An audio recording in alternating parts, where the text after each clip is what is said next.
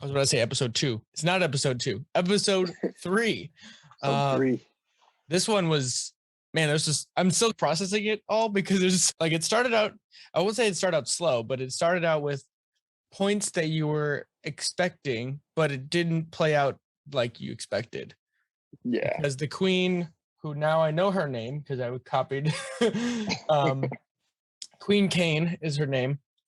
And so she has her typical, I mean, it's not out of character by any means, but she has her typical response when someone fails. She's so unhinged. Like her like emotional volatility is like all over the map. Yeah.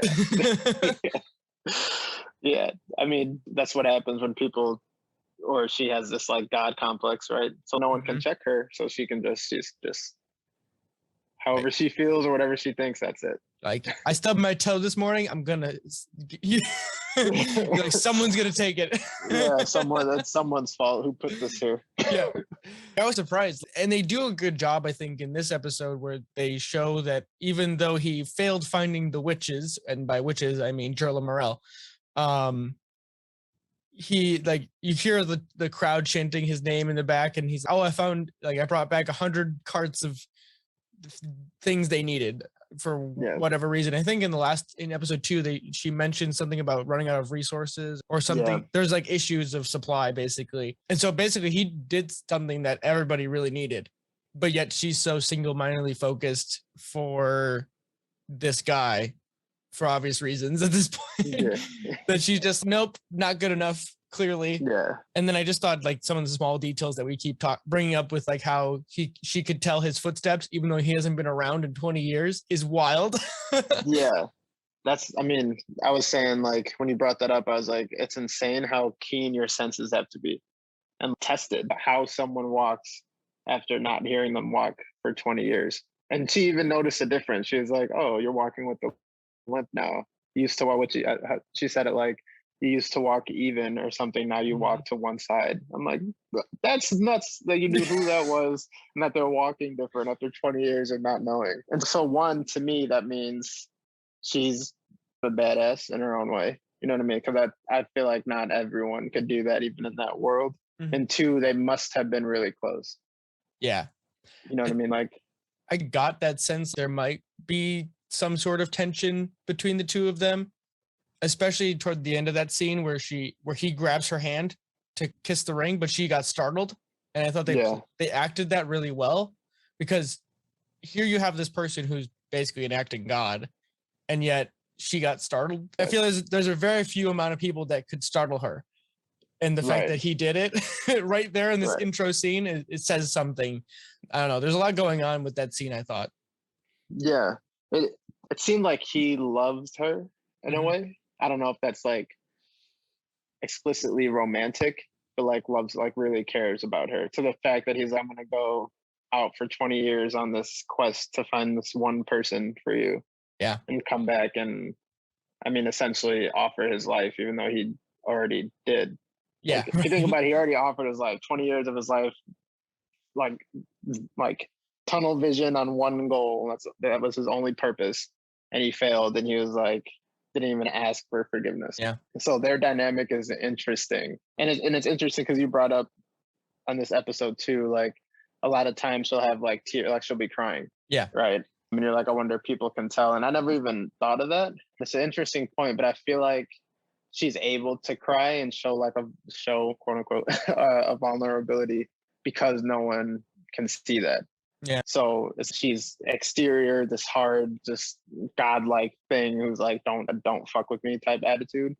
But she still has withholding this anguish. And so when she says he has to do that, because one of her advisors is saying, I mean, he failed, he didn't find one person. It's just one person. And she's, that's the point. That was the point. But she's like crying as she's saying it. And I just think that's like a really awesome touch, that she still seems human, even if she's trying not to be. Yeah, I thought they do it well. And the fact that she just disregards what her like top advisor is saying immediately is like, nope, he knows, like he knows what's at stake here. And I don't know, I'm not sure if this was meant, but when she said it, like he's going out being a witch hunter, it's almost like that by going out and hunting this guy, she is inadvertently spreading the myth of this guy that she's so afraid, spreading the very things she's afraid of.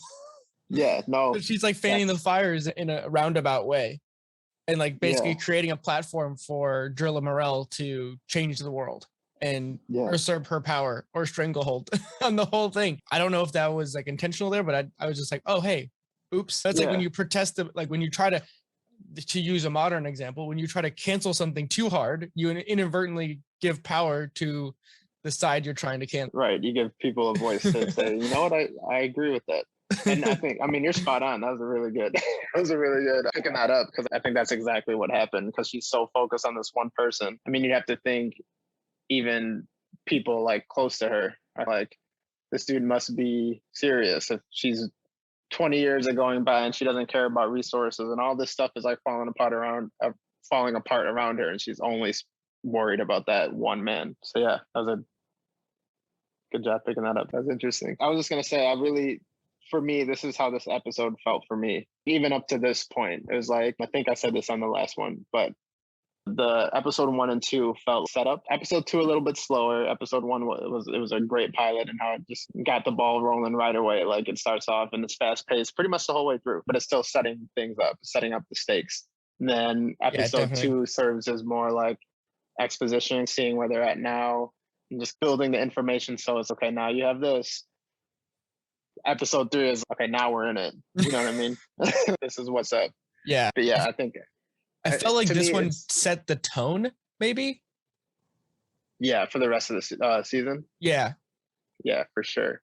To me, I was saying before we started watching this, I was like, there's one episode I can't wait till you see. This was the one. This was the one. It was just, I mean, even the suspense, like I was like, dang, are they really about to, who I thought would be Baba Voss's nemesis and Tamaki June. I was like, damn, they're going to kill him off like that. But then the message gets there. That's exactly what I was thinking too. I'm like, how can they like get rid of this big bad guy? Like they had him in the pilot. I think he's honestly a great bad guy. Like he's well written. He has like his own values. He's a really well-developed character, even though he hasn't had a lot of screen time. But you really get this like imposing, almost like Darth Vader-esque feel from him. Because he's definitely like, you know, the head lieutenant type bad guy. He's very imposing, and now that he's aged, I think he even fits even more with the beard and everything. Yeah, so I was a little disappointed. I'm like, who's gonna fill in this? Like we've spent all like 2 episodes kind of him going on this quest, and you're like, I don't want him to win, but damn it, you want him to get close. Yeah, you're like, where's he? How's he gonna find out, right? Like, I love how they did that, and she walked up, and then the vulnerability shows again. You know what I mean? Like she almost seemed relieved that. Yeah, that was weird. She was anxious. She was anxious too. Yeah. Sorry to cut you off, but she was anxious before, because she was like pacing, and she's like, you'll let me know when it's done. I don't think she didn't want to, but it was like this weird stubbornness, ego thing that she has. Didn't allow her to just say, nah, you don't have to do that, dude. You're good. Yeah. Like, it's crazy. Yeah, I honestly wasn't expecting her to. I could tell by the scene that they had come up before her where she's like getting ready or something.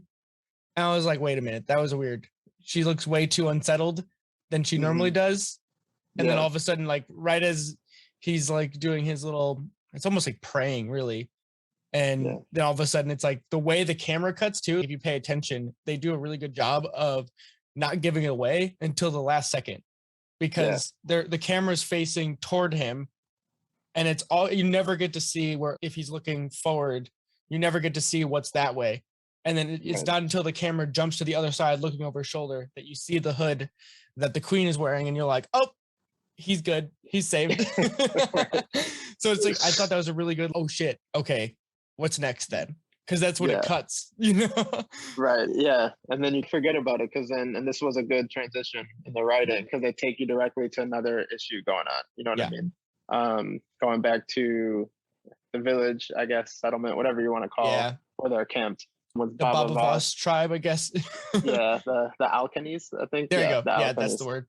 And it cuts back to them, and now all this time has passed, and now his kids are probably like 18, something like that.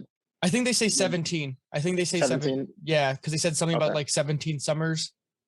Right. And so you get that establishing sense of what's going on there, like a little bit of Baba Voss's relationship with them too, how the children are growing, but also like their minds are growing apart in a sense, where the daughter is a little more open, open, like free spirited, I guess. I don't know what the word.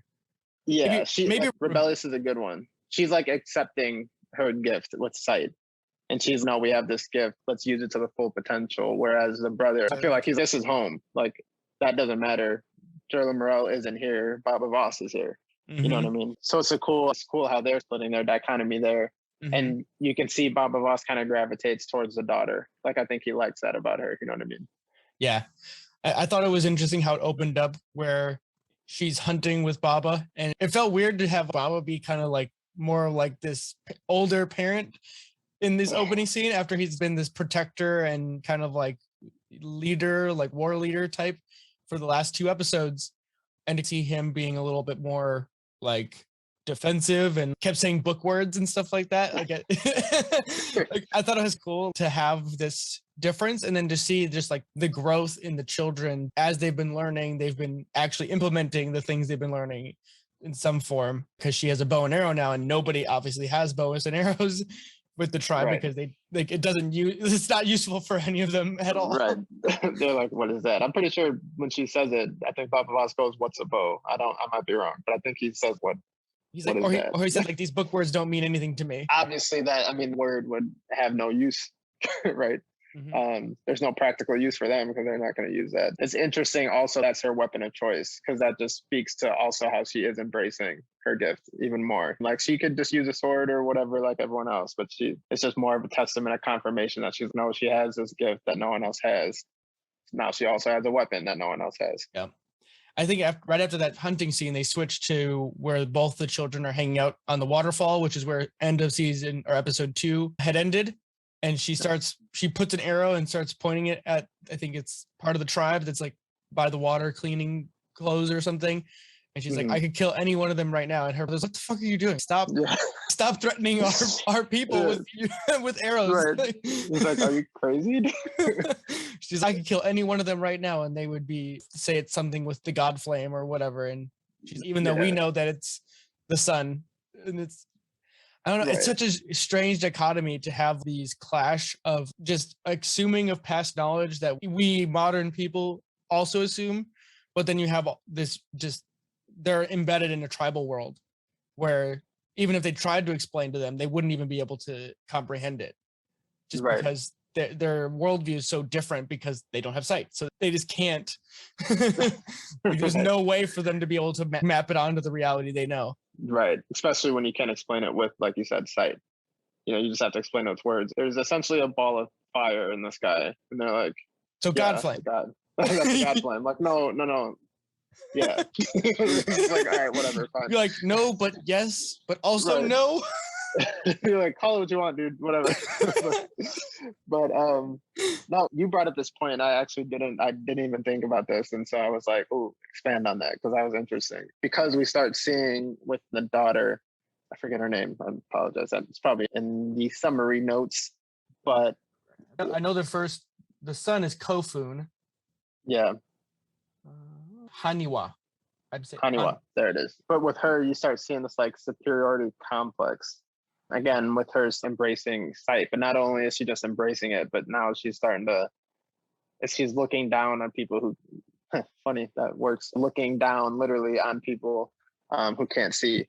Which would be the only reason you would even say what she said. I can shoot them with the arrow and they wouldn't even know. And he's like, why are you even thinking that? Stop. That's not funny. That's weird. But she's like fully embracing it almost too much. The part that made you say this, and I'll let you expand on your point, but there's an issue with incest. Essentially incest in the tribe, because they're isolated, right? And there's only so many of them, probably like somewhere between 20 and 40, maybe. So after 20 years or however many years of being there, it starts running a little thin. Right. So everyone's a cousin of somebody at that point, right? Right. That comes up and there's a baby born, and they don't show it, but it's like obviously deformed and whatever. They're thinking like, we need to do something because we can't go on like this. And they're going to go to this, but there's like a festival that happens with like villagers, and they come and they basically get it on. And what's it called? Change the DNA, I guess, or whatever. I don't know. Yeah. Spicing it up a little bit. Just a little spice on it. Yeah. they decided, okay, we need to go to this to, help that situation. And the daughter is like, well, why would I mate with someone who can't see? Why would I mate with a blind man? And then you brought up your point that I didn't even notice. But yeah, so what I thought of it immediately, it was just like, oh, and there is racism rearing its ugly head. In our modern world, we consider racism to be something that's more around skin color, as I'm sure more than all of us are aware, given the events of the last year. In my head, I'm like, oh, and there it is, this human tendency to have a superiority complex based on a physical trait that usually doesn't mean anything. And so here she is, because she's been raised all her life to be, she has a gift, she's special, she's different. And now all of a sudden, because her and her brother are the only two people that have this, it's like, why would I want to, like, how could I fall in love with someone who is got no sight if I've been told that I'm better than everybody else? Right. Like, they're beneath me. Why would I do that? Mm-hmm. She doesn't even see how that's insulting to, like, her parents. You know what I mean? Like, she just basically says, yeah, you guys aren't worthy. And I'm glad they check her on that. I'm glad they're like, hey. I thought the writing at that, the reaction of both the mother and specifically Baba, I think was perfect. Because especially Baba, because he's the adopted father in this situation, and he's taken them on as his own and done the best he could, even though he's not Drilla Morel. And I'm sure he feels slighted even more so in that situation, because it's not that anyone planned for it to happen, right? Like, it just so happened that this is how this is all playing out. And so it could be anybody else. It could, and I just thought that it was written there, and I even felt it. Like, when she said that line, I was like, ooh, that stings. It hits you in the emotional center. I'm like, ew, don't do that. Don't be a jerk just to be a jerk. If you think about it, it had nothing to do with her. Like, it was just luck of the draw. You know what I mean? That's it. Just, she was born, that was it, but there was nothing else outside of that. And Baba kind of says that to her, just temper yourself. So it's interesting, but I feel like anyone can feel that when you hear that. It's like, relax, you know what I mean? Moving forward, because I really want to get to the juicy part. But so, they head to the festival, and Kofun ends up getting kidnapped by slavers, which leads Baba Voss and them to have to go find them. Yep. And there's a lot of interesting stuff that happens here, because now you're starting to see when they're in a state of danger, how Kofun or can't Haniwa. remember her name. Haniwa. Yeah. H. But when they're in a state of danger, they really have to be careful what they say, because they can't say, look there, or like, oh, like he just says, oh, she's bleeding. And they're like, how do you know? But something so simple that you don't even think about, you know what I mean? This goes back to the small details we brought up last time. So like those small details, just saying, oh, she's bleeding. How would someone know that? Luckily, he had an easy cop out to be like, oh, I can smell it. You know what I mean? It's like, oh. Yeah. He's smart enough to cover his tracks there. I'm like, oh, okay, cool. Right. Not completely out of your depth here. Right. A little bit, but not so much. It's that simple. One slip up of the words, and it's like, how do you know that? But this also leads to him being able to leave clues for his sister that only his sister can find. So like, nowadays, if we got kidnapped, right, this whatever, and we wanted people to find us, we just write a note, because they'd be like, what are you doing? Stop writing that. Like, what are you doing? Like, I'm gonna cut your hands off, boy. It's like, what are you doing? I can see you doing that. But with them, obviously they can't. So it's blatant to us, but it's just funny. And all these kind of parallels to me is what makes this show so interesting, because we take that for granted, and it's so simple and so obvious, but like, that's like the ultimate secret to them. You know what I mean? And like, this is where it spills the beans too. It's like, Kofun left us a note, or left me a note. And then the mother immediately was like, wait, what do you mean a note? How do you know there's something there? And it's like, I know how to read. Surprise. Yeah. I've been given books that you said I shouldn't have. Right. And she's pissed. She's like pissed. But at the same time, her son's stolen. So she's kind of like, well, fuck, whatever. Like, yeah, like, well, thank God you have this ability right now, because this is what's helping us find him. Right. But I'm going to talk to you later. You know what I mean? When we get home. I feel like she was like, so help me God. I'm going to pull out the chancla. But yeah, I mean, my AirPods keep falling out. I just love that build up. And that is like also setting in like more stuff's going to happen. Even the end of the episode, we know some shit's going to go down. But this is a good taste of like, this is how they traverse dangers and like how they can potentially mess up with people who don't know them, because they're essentially hiding who they are from everyone outside of Baba Voss, the mom, and then Paris. Yeah. Those are the only people who know they can see. Everyone else are pretending like they can't this entire time, which imagine how hard that would be. But that'd be wild. I feel like especially if you spend a whole bunch of time around people, you just offhandedly like hand someone something without them doing the normal behaviors because you're just so used to being around them. Like, and you're like, here, and you're just like, oh shit, fucked it up. Yeah, or someone's gonna trip. Go watch out for that. Like, you know yeah, I mean? Exactly. Like, or you catch someone as they're like tripping or something. I don't want to blow my cover. Just let them fall. You know. Right. Damn. I love that. Just, I mean, that's part of why I love this show so much, because it's like simple things become complicated. Mm-hmm. And I mean, and they nail it. And then moving forward is when I feel like we finally start getting some backstory to Baba Voss, because I feel like you really haven't up till now. They mentioned things like, oh, he was a newcomer at one point. He doesn't talk about himself, but they don't really explicitly say anything, right? They like hint at like dark past stuff, but they don't say anything explicit beyond who is this guy. He wasn't always the man we see him as, is all we ever hear. Yeah, that's all it is. So you're always wondering. And then now they lay it on. And are we doing spoilers? Should we say what it is or leave that? We're doing spoilers. I think we can. I feel like if someone's doing the breakdown, they've likely watched the episode. Hopefully. Don't watch a breakdown of an episode if you haven't seen the episode. If not, I highly recommend you go watch now. Yeah, right. Which is not that crazy. It's just backstory. But Baba Voss turns out to be a slaver in his past life. Just a dark person. He said he like learned how to torture people and all this kind of stuff. It's his family were slavers, like his dad's dad. And I recognize this. He recognizes it from the description of it that his daughter gives him. Is there a god bone here? And then he's like, I know where we are. Yep. I got this. Right. And then proceeds to be like what probably the biggest badass I've ever seen on a TV. I just want to know what you thought when that started, because the first time I watched it, I think I was like, I was totally wrapped into it. So this is prefacing this. I've been watching even more of not just VFX artists reacts, but I've also been watching stuntmen react. So I know a little bit more about fight choreography and how they do these things. And again, this goes to the team of this show to really nail the blind aspect of this.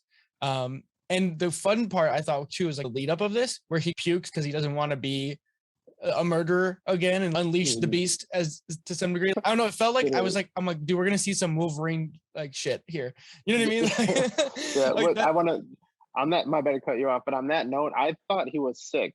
Like I was like, oh, which I was just like, is he like that? Does he have a sickness or something? Okay. So when you said that this time, just now, I was like, oh, you know what? That's what that was. Because even when I saw it again, I was like, is he sick? What is that? But no, I think you're right. I thought it was more like a mental psych up thing. He's doing something he's disgusted at already, and he's preemptively just like, God dang it, I don't want to be this, but this is what I got to do to save my son. And I thought too, like when he took off the belt, at first I was like, why did you do that? And then it hit me because he took out the belt so it wouldn't make any noise. And then he picked up a handful of gravel, which at first I thought it wasn't gravel. I thought he was going to like put markings on his face or something, because now he's become this murderer again. Yeah. But when I saw the next shot where he's walking in, because he grabs a lookout, and I thought he was just going to kill the lookout right then and there. But I thought that's an even better. What he actually did was even better, because he uses it as like a distraction tactic, which is probably one of the most unsettling intros to a fight I think I've ever seen. So I don't know how graphic we should be here, but he literally takes someone's head and splits it in half by having the sword hilt through their mouth. Like it's really intense. I was like, oh, hello, hi. So to intro the fight in that way was crazy. And also for his son to be so perceptive, but also dangerous into giving the sound signal that only Baba would know was really cool to initiate that sequence, which was, I thought that was cool. It was like a double whammy. It's here's where I am, I'm alive, and also you're in the right place. And so go. Right. Exactly. So as soon as he initiates the fight though, he takes that handful of gravel he had and like fans it out. And I was like, why would you do that? And then I'm like, duh, they're blind. So how does a blind person know when someone's running at them when there's a different sound that gives you echolocation basically? And so now all of a sudden he has, as long as he's not moving, he can hear when someone steps on gravel and make an accurate strike. So one of the things too about his sword, I thought it was a much bigger sword this whole time, instead of being a katana, just because the scabbard is like really wide. Yeah. Well, doesn't he? Yes. Wasn't he using 2 swords, or was it? I Just think one? at one point he did have 2. I think he might have Okay. took one Right. of the other guys. Right. Yeah. I mean, even I just like how he was like scanning the ground. You're like making the metal like Circles scathe the around him. ground. Yeah. Yeah. And I was wondering, I'm like, is that to distort them so they don't really know where he is? Because he was like swishing it around in this kind of motion. You know what I mean? So I was like trying to figure out exactly the reasoning for that. Yeah, I assume it would Outside be of that, it just harder. looked cool. I assume it would be harder because especially them being like in a concrete arena, it would probably reverberate more when you're, instead of doing one hit, you would be able to hear exactly where it's going. But if you're dragging it around, especially if you do like a semicircle around you, that sound is going to propagate differently so that it makes it even harder to tell exactly where you are. Yeah. And I think too, it was to get them to come to him, but not know exactly. Yeah. They're like, no, okay, he's over there. So as they're walking with the grapple, then he's like drawing them in and like, all right. They're thinking he's being clumsy when in reality, he's just baiting them into a mistake. Yeah. And then like the actual way he fought too, which like we talked about in the first episode, it's brutal, but very brutal. It's even more brutal because the precision in this one, where he's using like the scabbard and like doing these really specific neck cuts that like almost completely around people's neck. I'm like, this is like ridiculous. But when you think about him being blind, he has to make sure that person's not going to get back up. Yeah. And so it's like extra brutal for us because we see it, but for him, it's just making sure he's not going to get stabbed in the back. You brought up 2 really dope points, and this was an issue I had. I was reading some reviews on the show as a whole, and one of them, it was, I mean, I didn't agree with this review at all, but it was saying how it was overly gory for the sake of being gory, right? And I was like, I didn't get that at all. I'm like, one, these people are blind, so gory to us, it's not gory to them. They don't see it, so they can be as brutal as they need to be because it's not gory. You know, gory is like you have to have sight for something to be like that. You know what I mean? I mean, I'm sure you can feel that this is probably looks disgusting. You know what I mean? But like you can't see, so what difference does it make? So that's number one. So that's an excellent point. And 2, he needs to be sure that he did the job, because he can slice someone and be like, all right, I think I got him, and then they can get up and they're not done. So you almost have to overkill. Yeah. Like he almost has to. Like slicing someone's throat and being like, let me just 360 this real quick. All right, you're good. I mean, like, you're not getting up from that. So it's actually practical. So I'm like, I feel like it actually is necessary, because if there's any less than, then that can be one of those, again, small details that he just knows he's good. You know what I mean? I think if you were trying to make it gorier, what you would do is you just chop the person up, like just slicing and dicing people. But there really wasn't much of that. There wasn't much stabbing. There wasn't much like grotesqueness except at the very end. But I think that is because the leader of the slavers recognized Baba. Yeah. And because of that, he gives away more about Baba's past, and he goes through all his titles, and all of a sudden he's like Baba the betrayer, Baba the coward. Yeah, the coward, the deserter, all these things. And it winds up being this, to me, it felt like just desserts, even though Baba was doing something he didn't want to do. I think he was good. I think he was like happy about doing it, because now he's saving not only his son, but people who didn't deserve to be slaves. Right. I feel like he's atoning for some of his sins, not all of them, clearly, because he's clearly done worse. But I think he was doing what must be done in as heroic a way as possible, even though he's done horrible things. Right, right. He's trying to find retribution, but I think personally, he doesn't think he'll ever get it. Yeah, I think he just do the best he can, but I don't think he's just buried that away. That's who I was. I'm not proud of it. I'm just doing the best I can at this point. But I mean, it was personal too. Like it was clearly personal between him and the slaver leader at that point. So I mean, it makes sense that would be the most. Oh, but even with that, I feel like it's not. Even though it is, oh shit, this is intense. It's not like Saw or something where it's like disgusting. Like it's watchable. It's not like you have to turn away. Yeah, I totally agree. It's definitely not too much, and I think at least from a fight sequence, I think it had a lot of story beats with the interaction between he even told in the very beginning, he's close your eyes to his son, which I thought was very different. Like you wouldn't expect it to do that. I don't know. You learn more about who this character Baba is. Like you can sense through this whole thing, you kind of sense he's a badass, but you don't know why. And now you're like, Right. And so now you see it for real too. Yeah, I thought this really shows just who is this guy, and he's not, even though he may be a slaver, he doesn't seem like your average slaver. This dude is a badass, and he probably wasn't the one to fuck with. And as he said, he's buried that person deep away, and now it's time to wake him up. Yeah. And then he does that. But I mean, I still can't get over how like beautiful the choreography was there. Yeah. Damn. I would also say too, one of the things that sells fights, at least in the modern version, is don't cut a lot. So fights cut too much when you don't have actors who are good at the choreography. But in this one, I don't know how much of it was, it looked like a lot of it was Jason Momoa, because there's so many wide shots where it's showing his face, but there is just a lot of wide shots that really just show all of the action going on. And it gives you it feels more like a martial arts sequence rather than a traditional fight scene like in action movies, and given the weapon they're using too, because they're using knives and swords and stuff like that, it really just sells the action. And I think, honestly, I would like to see more shows do fight sequence like this. Don't cut a million times. Let the actors get into the action and do it. Because let the performers do the performance. Right. Get it right. And I was going to bring that up. That's a great point.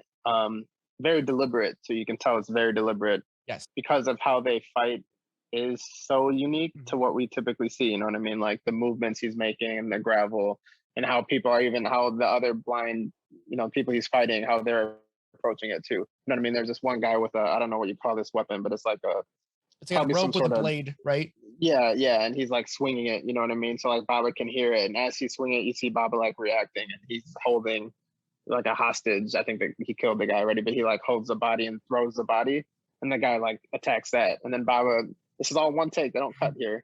And Baba hears where the guy dropped, hears the rope grab him, takes his sword. And as he walks up to the guy, drags his sword across the rope just to keep where he knows where he is. I'm like, if you're cutting a lot during that, you'd miss that. You know what I mean? And it might still be cool, but you get more of this like immersive and like, it seemed, again, it's just so small details. You know what I mean? Like, you just get the whole picture. Yeah, I really enjoy those things where it's like, again, following the rope.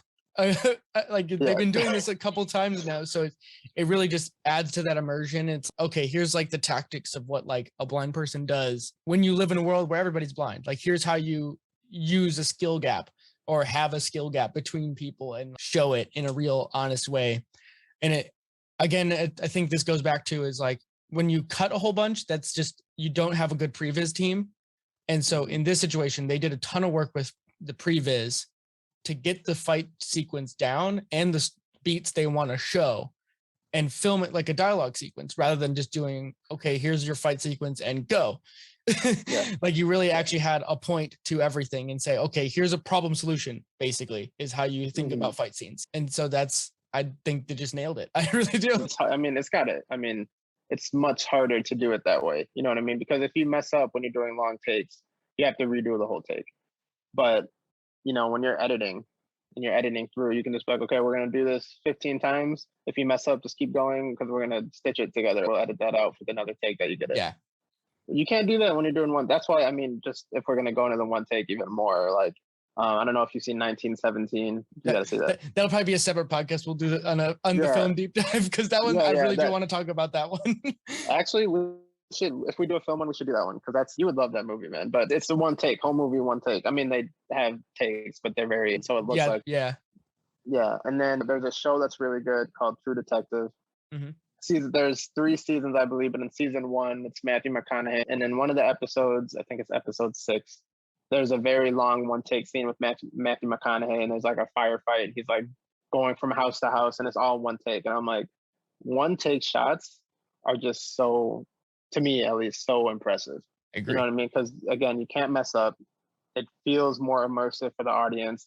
It almost makes you like lean in when it's happening, because it's like when it's cutting, I don't know, it feels like a film, right? But when it's happening, it makes you feel like, oh, like this is all, you know what I mean? You just feel like you're there for the ride. Totally agree. I really, so like, just to elaborate a little further, some of my favorites are the Marvel ones from Daredevil, and just some of the fight choreography in the Punisher series as well on Netflix. Both of those films, I think, nail fight sequences, especially their one takes. In the fight world, or in the stuntman world, it's called oneers. And so basically, you just let your stuntmen shine in these situations. You can even put some of the John Wicks in these categories too, where they really care about how they do it. In some ways you can talk about, we're totally off topic on this now, but the way you do these things, it's like you think about every weapon or every action is like, what's the purpose of it? Or it's like, how does that move the story forward? And or it's like, how does that end the problem, right? And to pull us back into to see the end of the fight sequence is one of the more interesting ways to end it, right? He just killed in like this climactic way that is probably the most grotesque of the scene, but it says, I think that's Baba sending a message. Yeah. But then he told everyone to stay away because he didn't want his daughter or anyone to see how he behaves as this other version of him.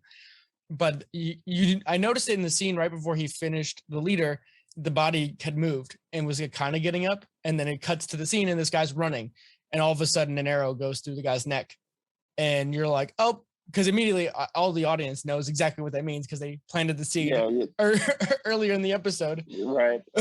And then it's Baba like, because he can't see, so he's, what the hell was that? He has a moment where he pauses, like, what just happened? You know what I mean? And then he figures it out and he's damn, like when he feels the arrow and he knows too. And then I feel like that takes him out of it, like his murderous state that he's in, because then he's shit, like my daughter saw this. I think he felt disappointed because he really didn't want her to see it because I don't think he's proud of that version of him. Like even though he has that side, I think he's really a compassionate human. Yeah. And he like really caring and would rather not have to hurt people. You know what I mean? Yeah. I feel like he very much wants to be left alone. You know what I mean? Even though he's a badass, but I feel like he just wants to be with his village. And then, because even at first when they were like, oh, we need to mate with people, he was kind of like, oh yeah, he was against it. We're not doing that. Yeah. No, we're safe. It's just us. It's not safe to do that. No. So I feel like he's removing himself from all of who he was before by almost saying, I'm with who I'm with, and that's it. Like almost taking not reclusive, but almost to the point where he doesn't want any conflict at all. Yeah, like he wants to just isolate, I guess is probably the best way to put it. But yeah, I mean, I think that makes sense though, just given his from what little background we know. I'm sure we'll get more of it in the next couple episodes.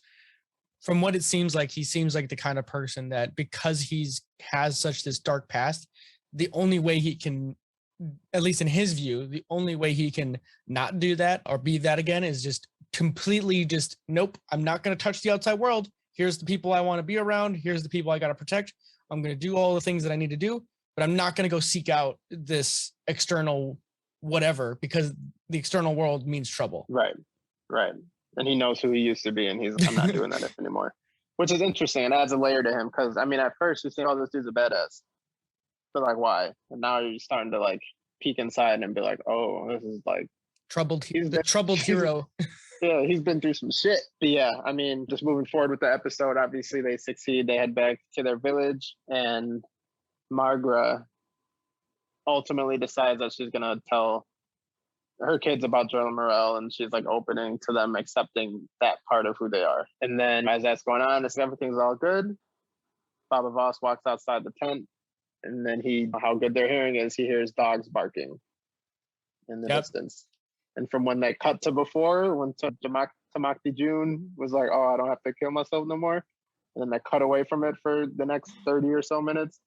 Don't forget about it, because here he comes. Knocking on the door, right? It's like a double cliffhanger, which is totally rare. In most shows, I don't think you really get like a double, like 2 story beats at the same time, where you have the big bad doing its thing, and also you're learning about things that nobody's ever said, because Magra's been guarded about it. Even in the first episode, she just says, oh, I don't know, just some dude who saved me in the woods and I got pregnant. I can't wait for the next episode. Can't wait for you to see the next episode. But yeah, I mean, they're nailing the pacing, man. And you're like, oh, okay, that was over. But we saw Baba Voss as a badass. That was so very cool. And you think it's gonna wind down. That's typically the roller coaster you get in shows. Mm-hmm. Like you get ramps up, you hit this climax, then it has the falling action. You get your resolution, then it steadily goes back up. But this was like went up, hits you like this, and you're like, okay, I think we're going down. Like, nah, fam. Like we're still going up. Yeah. This one, I felt the pacing it was very fast. I didn't think, I'm like, damn, it's already over. It was, wow, there's so much that happened here. Like, right. It just hit the gas and kept going, and it kept you engaged the whole way through. And you're like, okay, then. Yeah, man. Yeah, good episode. So I would say, which episode, I know it's only 3, but which one would you say is your favorite so far? Honestly, this one with the fight scene and just the extended character development, because you really get to see the elaboration of the children. The first episode, they're not even around, really. The second one is a lot of just exposition and still setting up for all the issues. It felt like all the seeds or the decisions that were made in episode 2 are coming to either bite the parents back now or lack thereof, because Paris took some of these decisions of her own accord. Right. And so now you're seeing repercussions of different decisions the characters are making, which I think lends the writing of this show, because I think some shows don't do a good job of making decisions feel like they're driven by characters and giving like the reactions. Like Babo had one reaction, it felt like, to some, like at the very end of the episode, where she was like having this moment with the children and how they're both responding to the different situations, where one doesn't want to leave, the other one does want to leave and find out who they are. And they have this moment, and Baba's like off in the background, like not really a part of it. And I felt like hurt for Baba in that scene a little bit.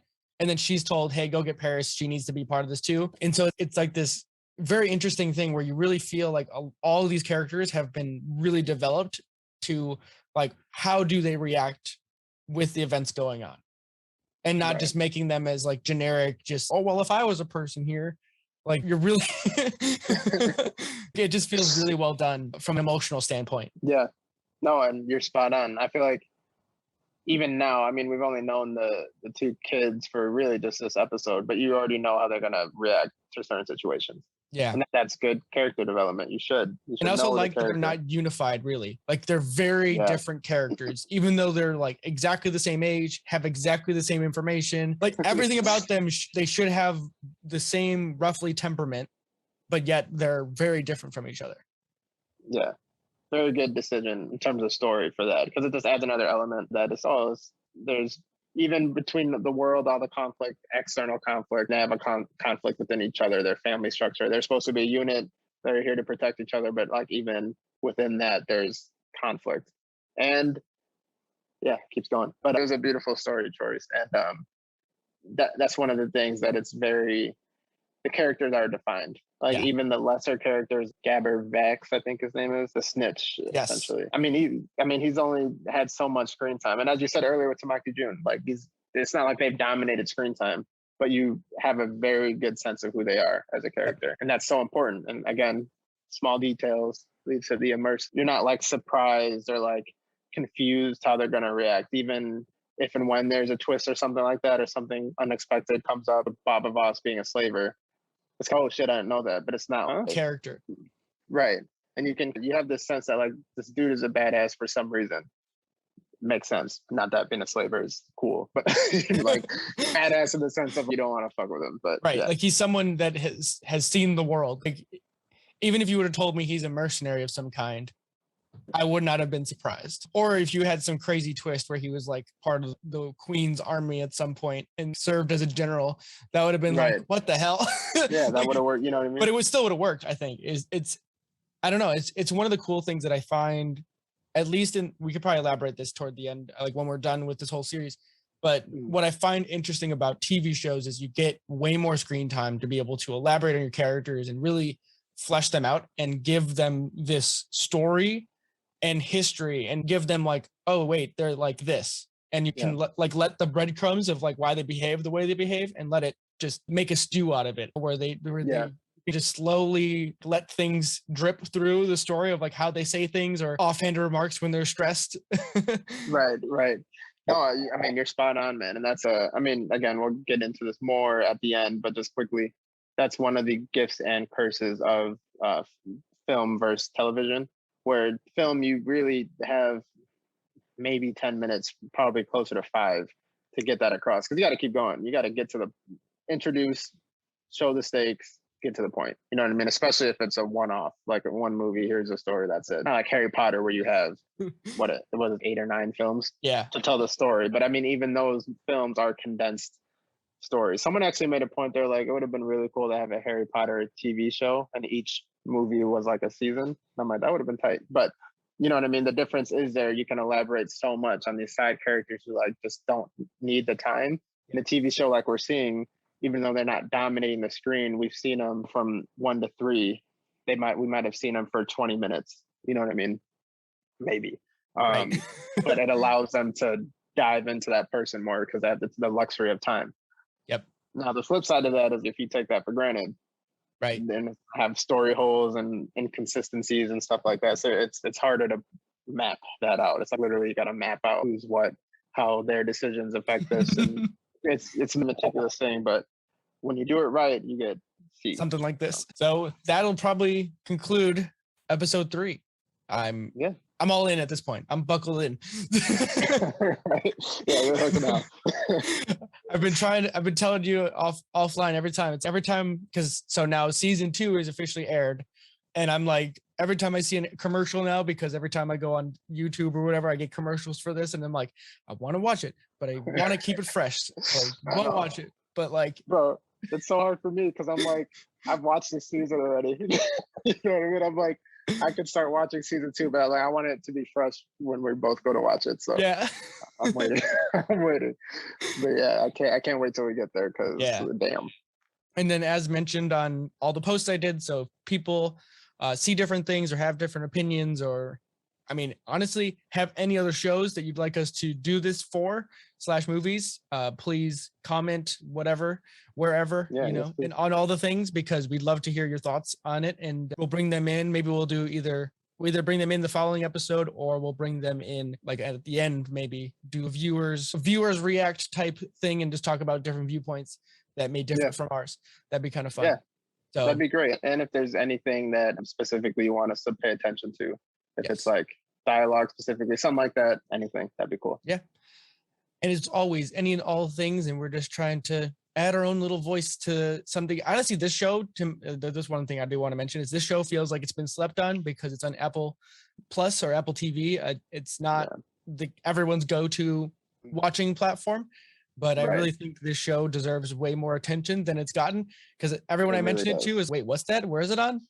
And so I think anything we can do to drive more people to this show, because not only just the star power on it shows something, but just as we continually hammered home, is the attention to detail done is just incredible. It deserves a notoriety of any other show on any other service. It really does. And I think it'll get there. It's only, Apple TV is only $5 a month, y'all. Get up on it.